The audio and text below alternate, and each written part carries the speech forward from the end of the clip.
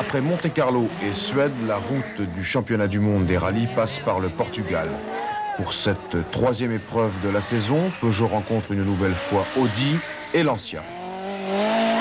Une Lancia, celle de Biasion, deux Audi, Rorl et Blomqvist, deux Peugeot, Vatanen et Salonen, quelques bonnes voitures privées, c'est un plateau de qualité. L'asphalte est le domaine de Lancia et au terme de ces traditionnelles épreuves de classement qui ouvrent la course, Biasion est en tête. Il précède Rorl, mais la Quattrosport a fait de sensibles progrès. Discret, attentif, raisonnable, Salonen et Vatanen observent la situation.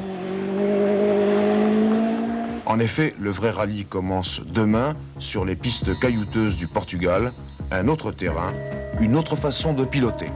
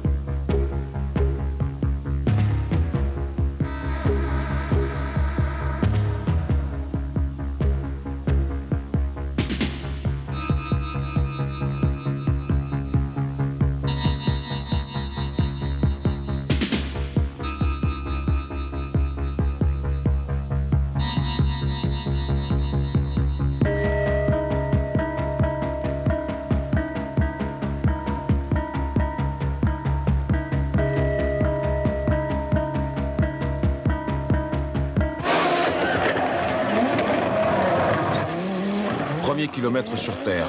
La Quattrosport est plus efficace que la Lancia. Rorl dépasse Biasion, c'est une progression logique.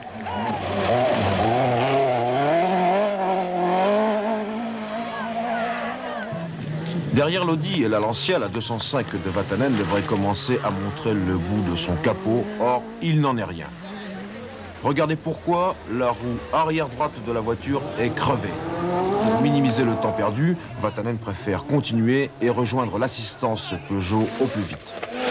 De fait, Walter Rorl est conforté dans sa position de leader. Il précède Timo Salonen et Miki Biasion.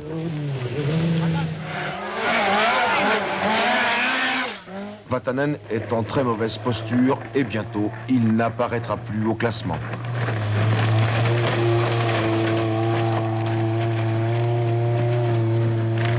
Il paie sa crevaison au prix fort, au prix d'une rotule cassée, et c'est l'abandon irrémédiable, le premier après une longue série de succès. Le point de la journée, il est dur à encaisser puisque Harry a cassé sur bris de rotule et dans une longue spéciale, l'arrière droit s'est complètement affaissé, il n'y avait rien à y faire. Et malheureusement, sa série s'est terminée. Quant à Timo, il a connu une crevaison qui lui a fait perdre 1 minute alors qu'il était très près de Walter Rorl. Et puis là, dans la dernière épreuve, on croit savoir qu'il a un problème. On pense que c'est l'embrayage. Il arrive, on va voir. Vatanen hors jeu, c'est Peugeot qui perd la moitié de ses forces vives. Il ne reste qu'une 205 dans la course, celle de Timo Salonen et ses poids arianeux, aussi fait-elle l'objet de tous les soins et de toutes les attentions. Oui, celle-là, il faut qu'elle aille au bout. Les techniciens de Peugeot Talbot Sport y sont déterminés.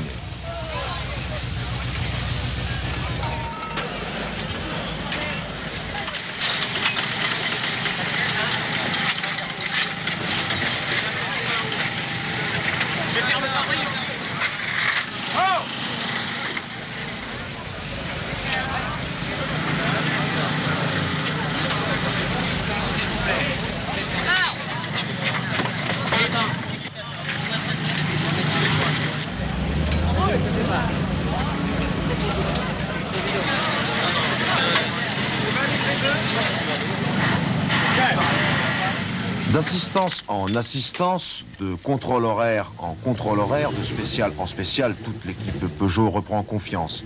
Mais le ton de la course va se durcir.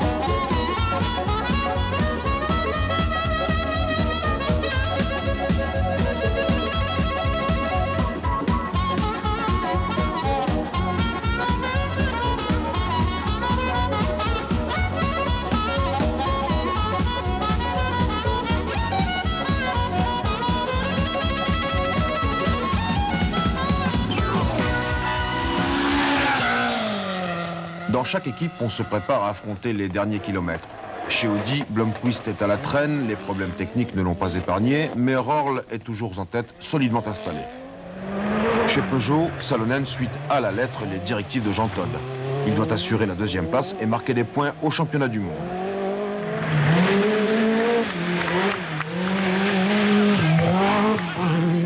Biasion est troisième et l'ancien ne peut espérer mieux, le résultat est déjà plus que satisfaisant. Meilleur représentant des pilotes portugais sur cette Renault 5 Turbo, Moutinho n'ira pas plus loin que le troisième jour. Arganil, 56 km, la plus longue des épreuves de classement du Portugal, la plus sévère. Walter Röhrl y pénètre avec 6 minutes et 22 secondes d'avance sur Timo Salonen, soit un avantage irrémédiable.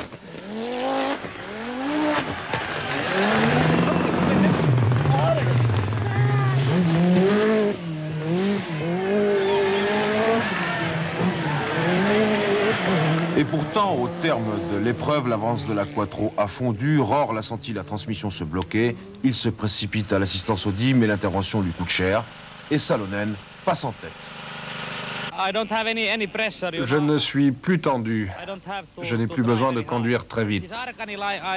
Dans Arganil, j'ai encore eu à attaquer parce que l'épreuve était longue et que Walter n'était qu'à 2 minutes et demie derrière nous. Mais il a crevé dans Arganil et maintenant nous menons avec 5 minutes d'avance. Oui, ça va un petit peu mieux.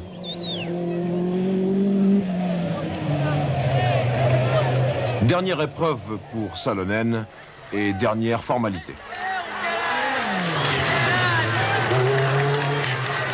Derrière Salonen, Biasion obtient un résultat inespéré et le grand perdant de ce rallye du Portugal, c'est Walter Röhrl. Il est troisième. Après 3 courses seulement, Salonen emporte sa première victoire sur une 205 Turbo 16. C'est un exploit qui fait de lui l'égal de Vatanen. Malchance pour Audi selon les uns, chance pour Peugeot selon les autres. En réalité, ce rallye du Portugal n'a épargné personne.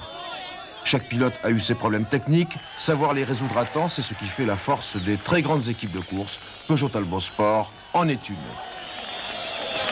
Première victoire de Timo Salonen, 6e victoire d'affilée de la 205 Turbo 16 et 18 points de plus pour Peugeot au championnat du monde. Et surtout une prestation magnifique de toute l'équipe technique dirigée par André de Cortanz qui a permis de porter à bout de bras cette voiture.